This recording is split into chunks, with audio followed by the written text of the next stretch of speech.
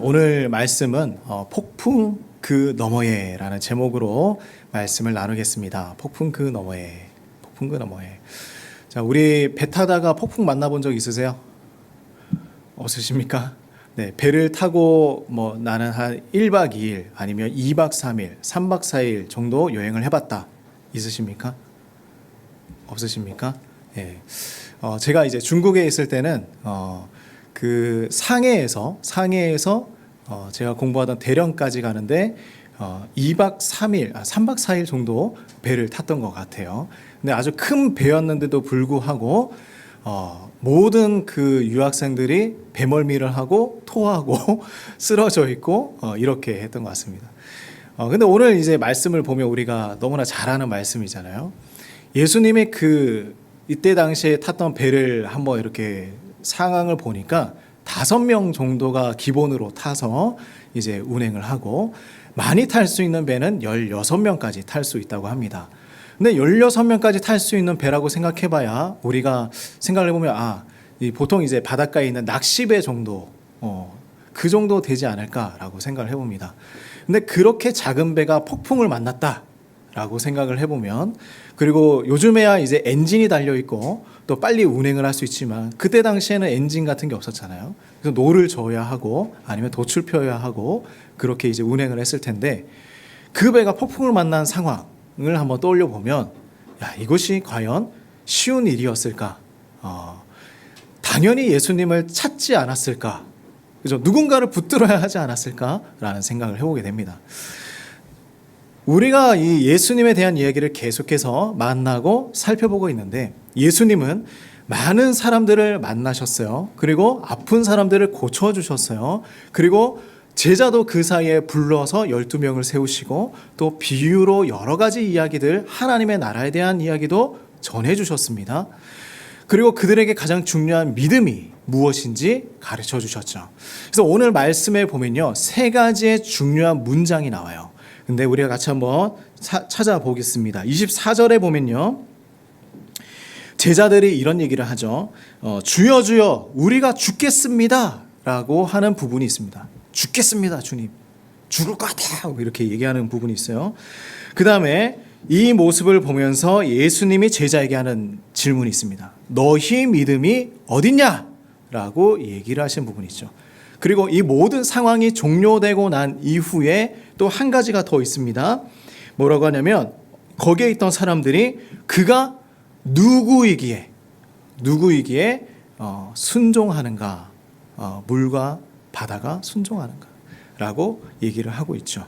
자, 이 그 3가지의 질문이 있는데 이것이 바로 오늘 말씀의 핵심입니다. 근데 오늘 보면 예수님이 질문하는 딱 한 가지 내용이 있죠. 뭐라고 하십니까? 너희의 믿음이 어디에 있느냐? 너희의 믿음이 어디 있느냐? 우리가 일반적으로 너희의 믿음이 어디 있느냐? 이렇게 들었을 때 믿음이 없어서 얘기하시는구나 라고 이제 생각을 하잖아요. 근데 오늘 말씀은 조금 다릅니다. 그래서 이 정말 우리에게 그리고 제자들에게 하셨던 그 예수님의 마음이 무엇인가 한번 살펴봤으면 좋겠어요. 우리가 살아가는 이 삶도 파도가 치고 폭풍우가 몰아칩니다. 그런 상황들이 시도 때도 없이 일어나요. 오늘은 괜찮다가 내일 되면 폭풍우가 일어납니다. 근데 그때 예수님 말씀하시죠. 너희 믿음이 어디에 있느냐? 자, 너희 믿음이 어디 있느냐? 이것은 우리가 물건을 잃어버렸을 때 얘기하는 게 아니에요. 그죠? 그리고 무슨 사람을 찾거나 누가 어디 있느냐라고 물어보는 것도 아닙니다. 너희의 믿음이 어디 있느냐? 자, 이 질문을 한번 잘 살펴보면요, 너희 것이란 것이잖아요. 너희의, 내 거다, 너희 거다. 근데 내가 가지고 있어야 하는 그 당연한 것인데 그게 지금 어디 있느냐라고 물어보는 거예요. 어디 있느냐? 근데 이 믿음이 무엇인가 한번 살펴봅시다. 자, 22절 말씀을 같이 한번 읽어보겠습니다. 자, 시작. 하루는 제자들과 함께 배에 오르사 그들에게 이르시되 호수 저편으로 건너가자 하심에 이에 떠났다라고 말씀하고 있죠. 자, 하루는입니다. 하루는 예수님이 수많은 사역을 하고 또 시간을 보내고 있다가 어떤 하루에, 그죠? 어떤 하루는, 어떤 날에는 이렇게도 일이 일어났습니다 라고 이야기하고 있는 거예요. 어떤 날에 제자들을 불러서 배를 타고 이제는 저 호수 건너편으로 한번 가보자 라고 말씀을 하셨죠. 그래서 이제 제자들과 함께 배에 올라서 호수 건너편으로 지나갑니다. 그런데 이제 마가복음에 보면, 이 누가복음이지만 마가복음 말씀에도 똑같은 내용이 나와요. 근데 이제 마가복음에는 어떤 내용들이 나오냐면 제자들이 이제 예수님과 함께 배를 올라타는데 이 한 배가 있고 또 나머지 사람들도 다른 배에 올라타서 함께 예수님을 따라갔다라고 말씀을 하고 있어요. 그러면 이제 예수님 그 한 배만 우리가 생각하기 쉬운데 한 배만 타고 간 게 아니라 여러 척의 배가 함께 가고 있었다라는 것을 알 수가 있겠죠. 이렇게 호수를 지나가고 있었습니다. 자, 23절 말씀을 같이 한번 읽어볼까요? 자, 시작. 행선할 때에 예수께서 잠이 드셨더니 마침 광풍이 호수로 내리침에 배에 물이 가득하게 되어 위태한지라. 자, 호수가 마른 호수이지만 갈릴리 바다라고 이야기를 하죠. 엄청 넓고 또 거기에 바람이 불고 폭풍우가 치기 때문에 바다와 같다라고 이야기를 합니다. 자, 그런데 이때에 보면 마가복음 말씀에 보면 이 배를 타고 나갔을 때의 시간이 낮이었을까요? 저녁이었을까요? 보통 배는 낮에 타잖아요. 근데 저녁에 출발했습니다. 여기 뭐 베드로는 물고기를 잡을 때 낮에 잡지 않고 밤에 잡아요.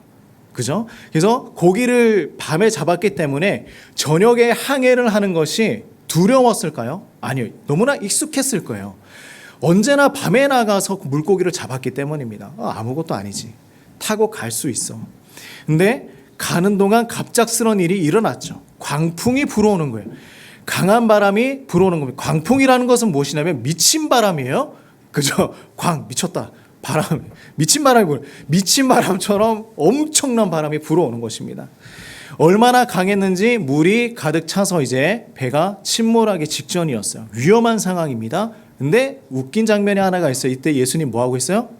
잠자고 있었다. 예수님이 잠을 자고 있는 거예요. 이 난리가 난 상황에 잠을 자고 계십니다. 자, 그랬더니 24절 말씀을 같이 한번 읽어봅시다. 자, 시작. 제자들이 나와 깨어 이르되 주여 주여 우리가 죽겠나이다 한데 예수께서 잠을 깨사 바람과 물결을 꾸짖으시니 이에 그쳐 잔잔하여 지더라. 자, 이제 여름이에요. 그죠? 바닷가에 나가서 파도 치면 우리 친구들도 가서 한번 잠잠해져라 라고 한번 얘기를 해보세요. 있을 수 있는 일일까요? 도저히 일어날 수 없잖아요. 그죠? 파도가 어떻게 잠잠해집니까? 계속해서 치는 것이 파도인데 그것을 어떻게 잠잠하게 할 수 있을까? 그게 가능한 일일까? 근데 제자들은 지금 예수님을 깨웁니다. 예수님, 이렇게 깨우지도 않았을 거예요. 정말 소리치면서 예수님, 우리 다 죽겠다고 막 깨우면서 그런 이제 혼란스러운 상황들을 만들어 갔을 거예요. 자, 그런데 마가복음에는 더 이제 심각하게 얘기합니다. 우리가 죽게 된 것을 주님 돌아보지 않으십니까? 라고 얘기를 해요. 여기에는 그냥 이제 주님 우리 죽겠습니다 라고 얘기하지만 주님 우리가 죽게 된 것을 왜 돌봐주지 않으십니까? 왜 돌아보지 않으십니까? 라고 이야기를 하고 있는 거예요. 예수님에게 따지고 있는 것이죠. 제자들 중에는 베테랑 어부들이 많이 있었어요. 그죠? 날마다 나가서 어부질을 하는 사람들이 있었습니다. 그런데 그 사람들조차도 지금 두려움에 빠져 있는 거예요. 죽지 않기 위해서 파도와 사투를 벌이고 있습니다. 그러나 결국 제자들의 입에서 나오는 이야기는 뭐예요? 주님 우리가 죽게 생겼습니다. 죽을 것 같아요 주님. 내 힘으로 할 수 없는 상황이 벌어졌을 때 드디어 깨닫게 된 것이죠. 인간으로 할 수 없는 그 상황 가운데 머물렀을 때 무엇이라도 붙들고자 하는 마음이 있었다라는 것입니다. 얼마 전에 타이타닉호 그죠? 며칠 전에 사건들을 이제 뉴스에 많이 다뤄서 알고 있죠. 억만장자이고 또 백만장자이고 많은 것들을 가지고 있지만 그 작은 잠수정 하나에 몸을 맡기고 움직이다가 자신의 생명을 잃게 되는 일들 너무나 안타깝고 마음이 아프지만 그런 상황들을 바라보았을 때 자연 하나가 아무리 우리가 많은 것들을 가지고 있지만 움직일 수 없는 것이구나.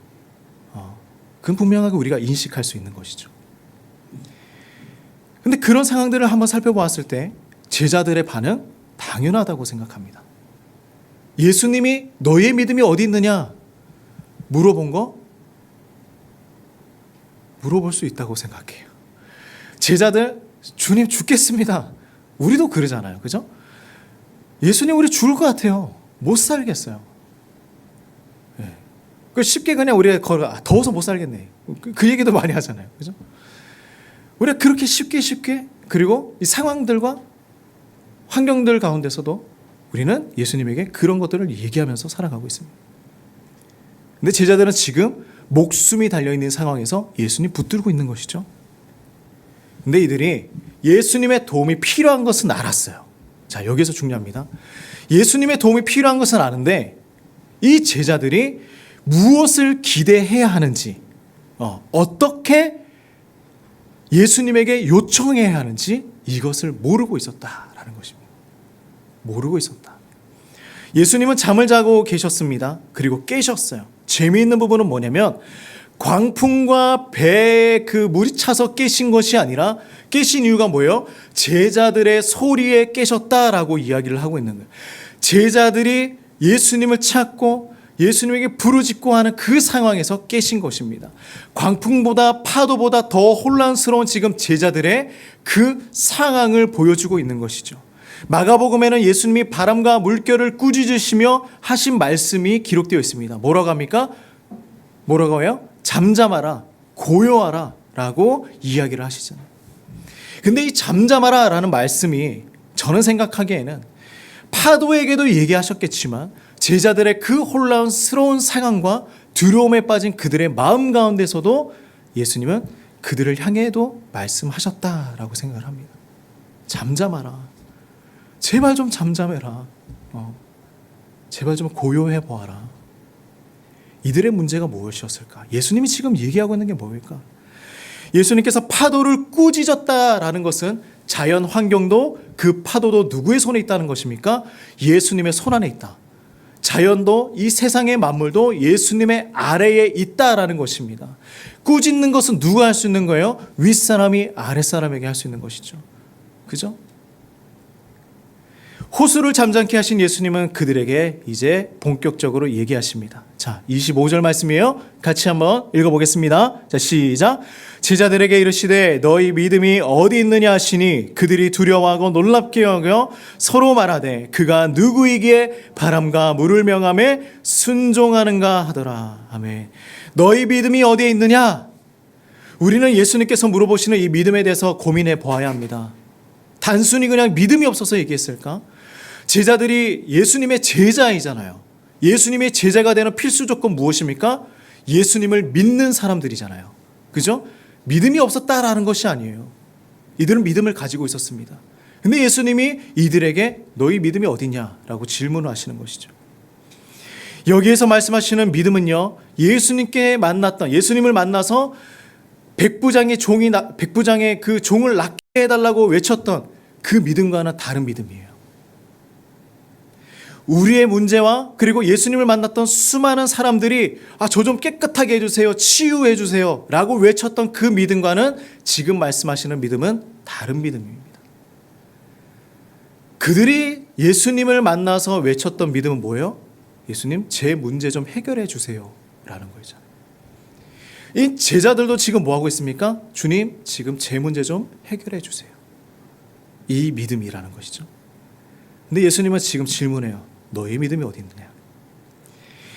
제자들은 예수님을 믿고 따르는 사람들입니다.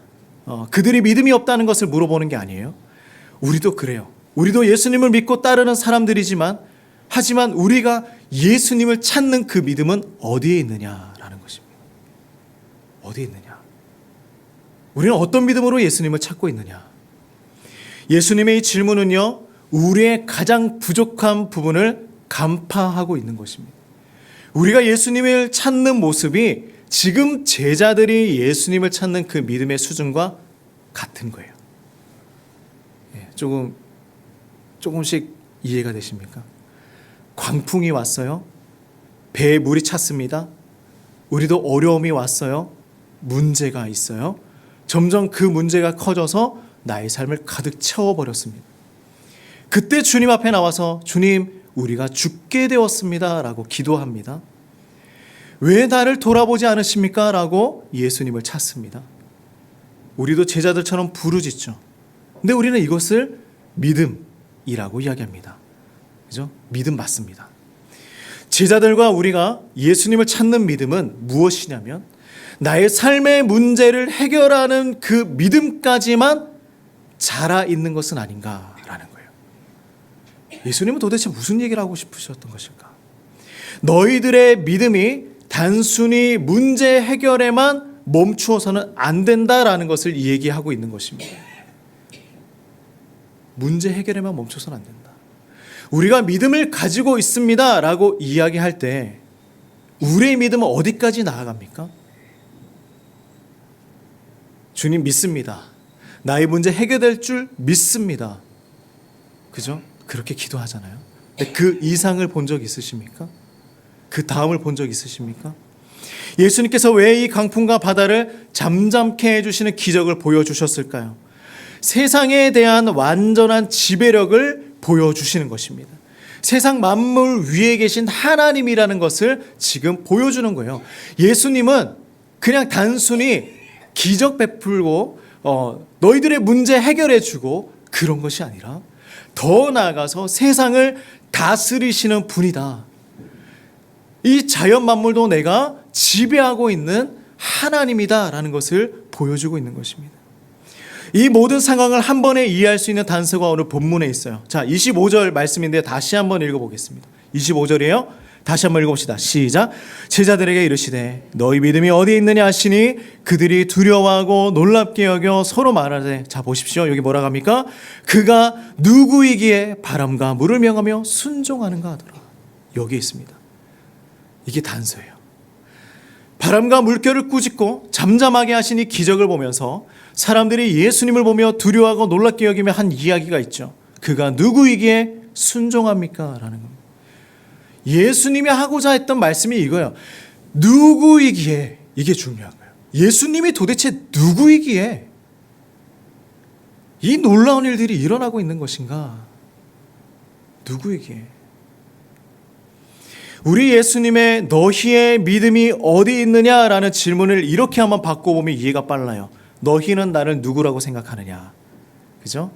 너희는 나를 누구라고 생각하느냐? 예수님이 베드로에게도 질문했던 것이고 제자들에게 물어봤던 것이었죠. 너희는 나를 누구로 생각하느냐? 수많은 병든 자들을 고치는 모습을 보면서 너희는 나를 어떤 사람으로 생각했느냐? 너희와 함께 있는데 삶을 구원해 줬는데 너희는 나를 어떤 사람으로 생각하고 있느냐? 폭풍을 잠잠케 하는 나를 누구로 생각하느냐? 수많은 기적을 통해서 너희에게 알리고자 했던 나의 신분을 너희는 제대로 알고 있느냐라는 질문이 바로 이거예요. 너의 믿음이 어디 있느냐? 너희는 나를 누구라고 생각하느냐라는 것이죠. 내가 행한 수많은 일을 통해서 내가 누구인지 알았다면 제자들에게 지금 이렇게 얘기하는 거예요. 그 어떤 풍랑과 폭풍 속에서 배가 침몰할 위험에 있다고 할지라도 지금 너희가 보인 그 태도와는 다르지 않겠느냐.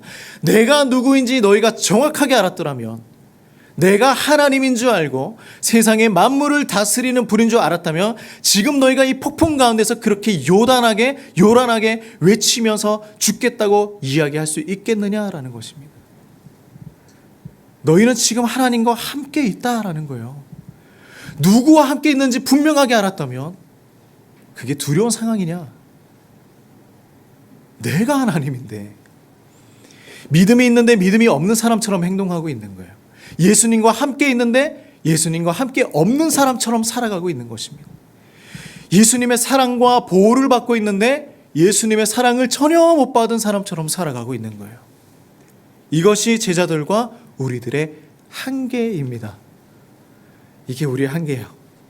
하지만 예수님이 원하시는 것은 그 너머를 보기를 원하시는 거예요.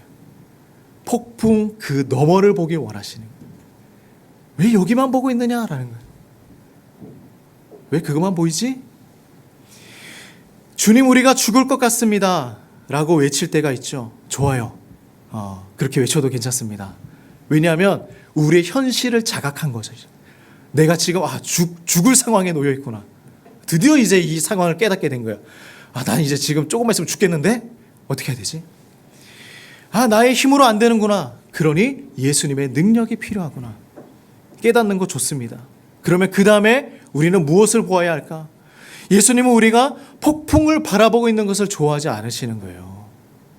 폭풍을 바라보는 거 좋아하지 않습니다. 거기에 있는 사람들이 누구예요? 그죠? 자신과 함께 배 타고 건너가고 있는 동료들. 그죠? 거기에 함께 있는 예수님. 그 폭풍 가운데서도 잠잠할 수 있는 믿음을 원하고 계십니다. 예수님 질문하셨어요. 너희 믿음이 어디 있느냐? 너희는 나를 누구라고 생각하느냐? 나를 제대로 알고 있느냐? 나를 그냥 문제 해결사로만 알고 있는 것은 아니냐? 폭풍 속에서 배가 침몰하게 내가 내버려 두겠느냐라는 거예요. 도대체 나를 누구라고 생각하고 있느냐? 우리는 예수님을 어떻게 생각하고 있느냐? 하나님이시잖아요. 예수님 그 배에 안 계셨습니까? 계시잖아요. 심지어 잠자고 계셨잖아요. 환경과 상황이 아무것도 아니었어요. 도망가지 않으셨습니다. 그죠? 제자들 버려두고 혼자 물 위로 걸어서 가지 않으셨어요. 폭풍 가운데 함께 계셨습니다. 사람들은 누구나 나의 삶과 환경을 통제하기를 원해요. 내가 내 삶을 통제해야지. 우리는 나의 건강 상태가 양호하고 또 청구서가 날라오면 그 청구서를 이제 돈도 잘 지불하고 또 넉넉하게 재정을 가지고 있으면 나의 운명과 나의 인생을 잘 내가 통제하고 있구나라고 생각을 합니다. 근데 불가항력적인 것들이 있잖아요. 그죠? 우리의 힘으로 도저히 해결할 수 없는 것. 질병과 우리가 또 죽음을 향해 가는 이 시간들과 그리고 내가 이 세상을 움직이고 싶은데 마음대로 움직여지지 않는 그 상황들과 또 내가 사랑하는 사람이 제발 교회 좀 나왔으면 좋겠는데 예수님 좀 믿었으면 좋겠는데 그렇게 되지 않는 상황들과 불가항력적인 것들이 있잖아요. 그러니까 그때 우리는 무엇을 하는가? 폭풍과 같은 그 벽 앞에서 우리는 무엇을 할 수 있을까? 그때서야 우리 깨닫게 되는 게 뭐예요? 예수님이 필요하구나. 근데 단순히 문제를 해결하는 것이 아니라 예수님이 누구인지를 분명하게 깨달아 안다면 세상을 다스리고 세상을 창조하셨고 움직이고 있고 나의 삶을 모든 것들을 다 주관하고 그 섭리 가운데 있다고 생각을 한다면 하나님을 정확하게 알고 있다면 우리는 그 앞에서 두려워할 필요가 없다라는 것입니다.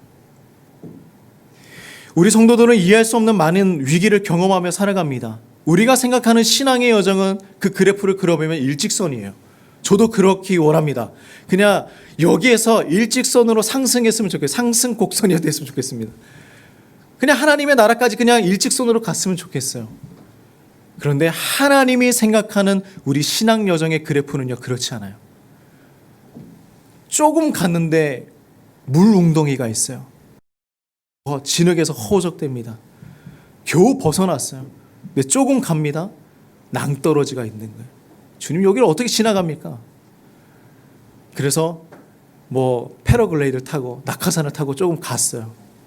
근데 가다 보니까 이제는 그런 폭풍과 같은 바다에 엄청난 회오리 바람이 치고 있는 거예요. 그 겨우 지나갔어요. 그랬더니 이제는 다리가 하나 있는데 그 다리조차도 끊어져 있는 거예요. 하나님이 우리를 신앙의 여정에 초대하신 그 방법들은요, 너무 힘이 들지만 그렇게 가는 거예요. 계속해서 무언가가 고난들이 찾아오게 되어 있습니다. 휘황찬란합니다. 그래서 우리는 이해할 수 없는 일들이 많이 일어나요. 주님 왜 내 인생에 이런 일들이 일어납니까? 이해가 되지 않습니다.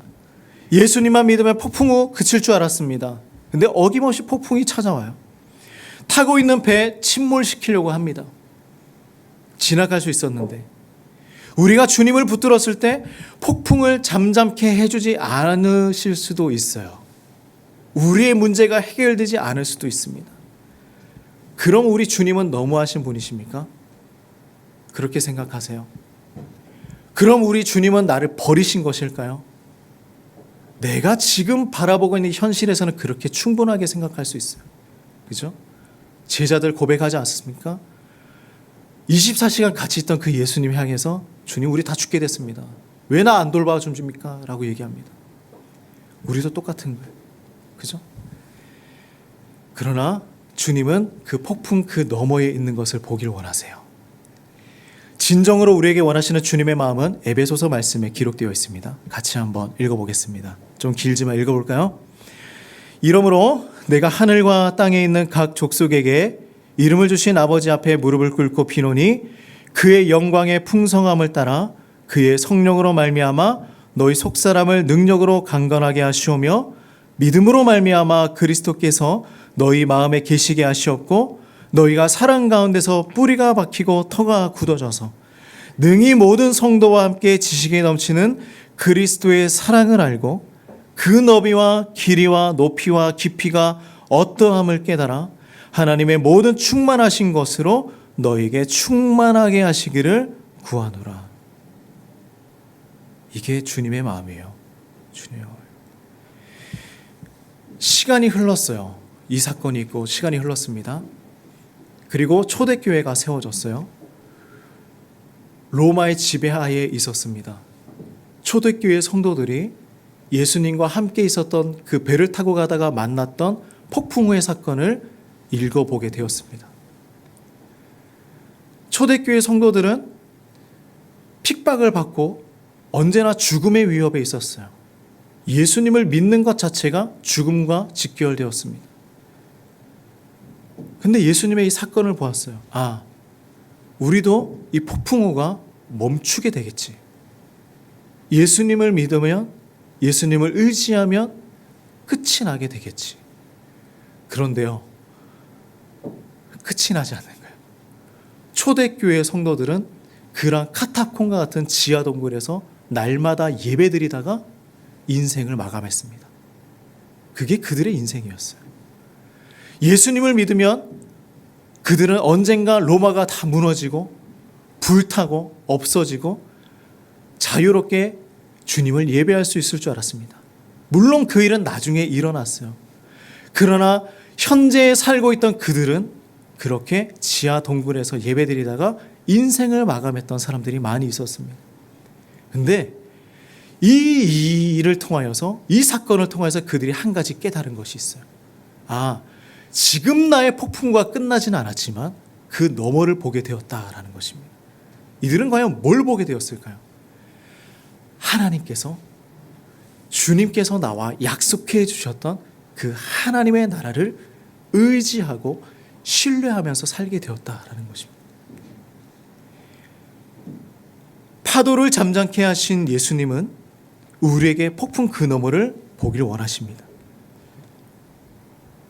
자, 에베소서 3장 20절 그리고 3장 21절 앞에 화면이 없나요? 네, 제가 읽어드리겠습니다. 우리 가운데서 역사하시는 능력대로 우리가 구하거나 생각하는 모든 것에 더 넘치도록 능히 하실 이에게 교회 안에서와 그리스도 예수 안에서 영광이 대대로 영원무궁하기를 원하노라. 아멘. 자, 보세요. 우리가 구하거나 생각하는 모든 것에 더 넘치도록 능하게 하실 것이라고 말씀합니다. 예수님의 그 은혜는요, 예수님의 그 마음은요, 바로 여기에 있는 거예요. 넘치도록 해주겠다라는 거예요. 넘치도록 하는 거. 그래서 우리가 구하거나 생각하는 그 모든 것에 있어서 능하도록 넘치게 하시는 그 하나님의 특별한 은혜가 지금도 지속되고 있다라는 것입니다. 그러므로 우리는 if, 만약을 생각하고 만약을 꿈꾸는 사람들이 아니었으면 좋겠어요. 아, 만약에 그렇게 되면 좋겠지가 아니에요. 성도는 그런 마음을 품고 살아가는 것이 아닙니다. 만약에 예수님이 나를 도와주시면 좋을 것 같아. 만약에 나의 문제가 해결되면 좋을 것 같아. 이것이 아니에요. when을 생각하며 살아가야 합니다. 시기예요. 이 시기는 무엇이냐면 주님께서 반드시 이루어 가실, 나를 통하여서 이루어 가실, 그리고 내 인생에 이루어 가실 하나님의 그 시기가 분명하게 있다라는 것입니다. 시기를 준비하는 성도가 되어야 하는 거예요. 만약이 아닙니다. 그래서 언제 무슨 일이 일어나더라도 세상을 다스리시는 그 주님을 신뢰하시기 바랍니다. 예. 무슨 일이 일어날지는 저도 몰라요. 근데 우리는 신뢰해야 합니다. 예수님의 그 질문은 여기에 있습니다. 내가 누군지 아느냐? 너와 함께 있는 그 하나님이다. 폭풍에 나만 저 멀리 떨어져 있는 것이 아니라, 해변에서 지켜보는 분이 아니라 그 배 위에 같이 있는 분이다. 근데 내가 그 세상을 다스리는 하나님이다. 모르겠냐? 근데 뭐 두려워하냐? 잠잠해라. 그거예요. 우리가 그 사실을 믿고 주님을 의지하며 한 주도 승리하시기를 간절히 축복합니다. 자, 우리 말씀을 기억하면서 같이 한번 기도하며 나가겠습니다. 이렇게 기도합시다. 주님, 저희가 그 제자들처럼, 예수님의 제자들처럼 폭풍우 앞에서 주님 죽겠습니다. 아무것도 할 수 없습니다. 주님, 왜 나를 돌아보지 않으십니까? 그렇게 질문할 때가 많이 있었습니다. 하나님, 나의 믿음 없음을 용서하여 주시고 이 세상을 주관하고 다스리시는 그 예수님을 우리가 분명히 깨달아 알고 하나님과 함께 동행하며 이 세상 가운데서 승리하며 살아가는 주님의 성도가 될 수 있도록 도와달라고 같이 한번 기도하며 나아가겠습니다. 자, 우리 기도할까요? 기도하겠습니다. 주님 아버지 감사합니다. 주여, 주님 우리의 삶을 다스릴 수 있습니다. 우리의 믿음 없음을 고백합니다. 주님, 우리는 믿음이 있지만 예수님을 똑바로 보지 못하였습니다. 예수님을 우리의 마음 속에, 하나님 정말 이 세상을 다스리시고 이 세상을 주관하고 나의 인생을 주관하시는 분임을 우리가 깨닫지 못할 때가 너무나 많이 있었습니다. 하나님, 그때마다 우리가 깨닫게 해주시고 하나님, 우리가 한계에 다다랐을 때에 우리의 인생, 우리의 능력으로, 우리 힘으로 아무것도 할 수 없을 때에 아버지, 이 세상에서 주님을 우리가 의지하며 나아갈 수 있도록 주어 도와주시옵소서.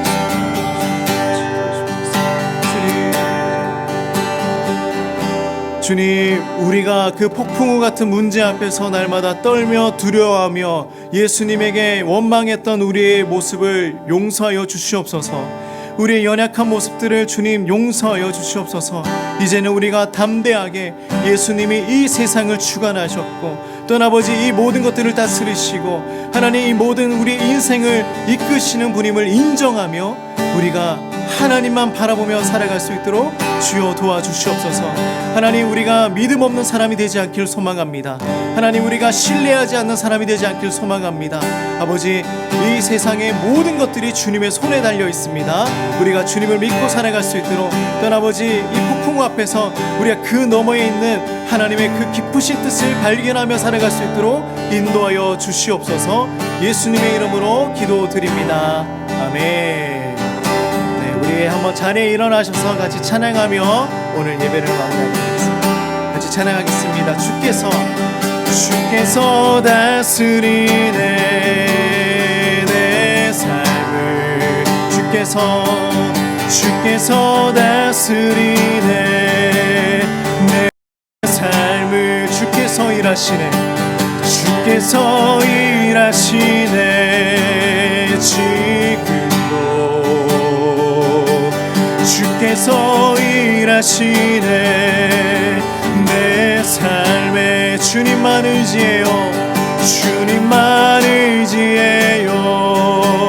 주님만 의지해요.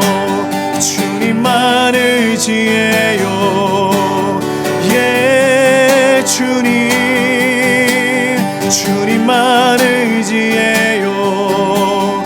주님만 의지해요. 주님만 의지해요.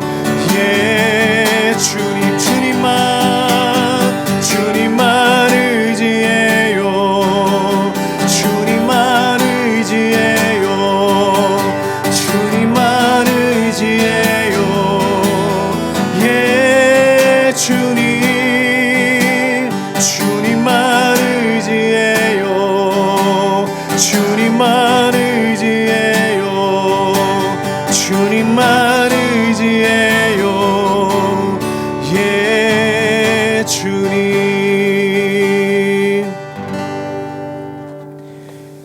이제는 예수 그리스도의 은혜와 하나님의 무한하신 사랑과 성령의 교통하심이 이 폭풍우 같은 세상 가운데서도 오직 주님을 신뢰하며 의지하며 그 너머에 있는 하나님의 뜻을 발견하며 살아가기를 소망하는 우리 모든 성도님들의 삶 가운데 이제로부터 영원토록 함께 하시기를 주의 이름으로 축원하옵나이다.